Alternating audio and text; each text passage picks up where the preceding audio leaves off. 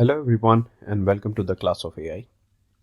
Today we will see that how to download a Kaggle API key to directly download data from Kaggle. So if you see, this is a dataset called dogs and cats available on Kaggle, and if you want to download this data, you can directly download it to Colab, because generally what happens that you have to first download data to your disk, and then you can either manually upload it to Google Colab or you put it in a Google Drive. But I would say there's a better option is finally means you can go to Kaggle and you see you can sign in, and there you can sign in with your Google ID, and you can see I have here my ID, which is the account I'm using, Segi Heather.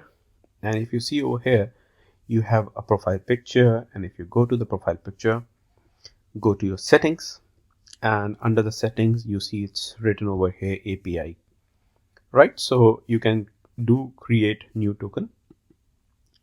So you see a JSON file got downloaded, and if we'll see this JSON file, we can open with simple text or Sublime, whatever you want.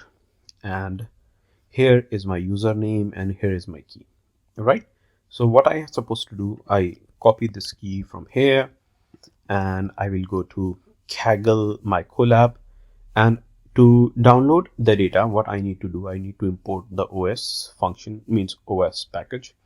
And what I have to write, I have to write OS environment Kaggle username, which is my username, and then I have to tell the key. This is my old key, which I'm going to replace with my new key. So this is a new key which I just put it over here, and then I have to write Kaggle download compression this command, which I believe you can see from here as well. If you go to data and not, yeah, it's over here at the bottom, you can see Kaggle competition download. So if you copy this over here, it is same to this, which I just copied it over here and paste it like this, right? And currently I have not connected to a virtual machine.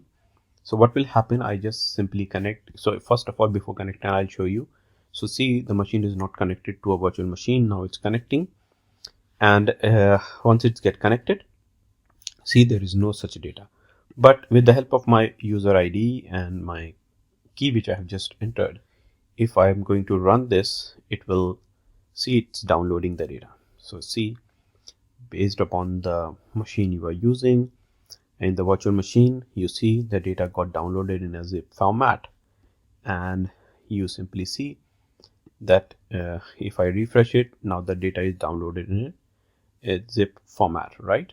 So which is quite easy and convenient. Now you can unzip this data.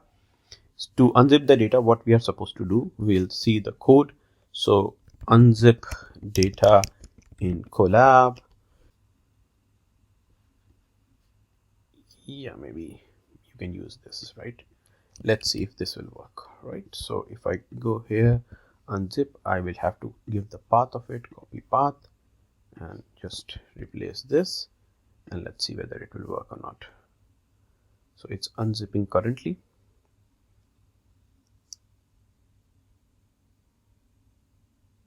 We'll wait for unzipping. So first it's unzipped the CSV file, then train zip, and you can see now all the files which are inside, it's got unzipped. If I want to specifically now unzip the training file, so I will write a new code over here, and I'll copy this path from here, copy path, and I'm going to put it over here, and you see all the files got unzipped over here, which is going to be in this drive.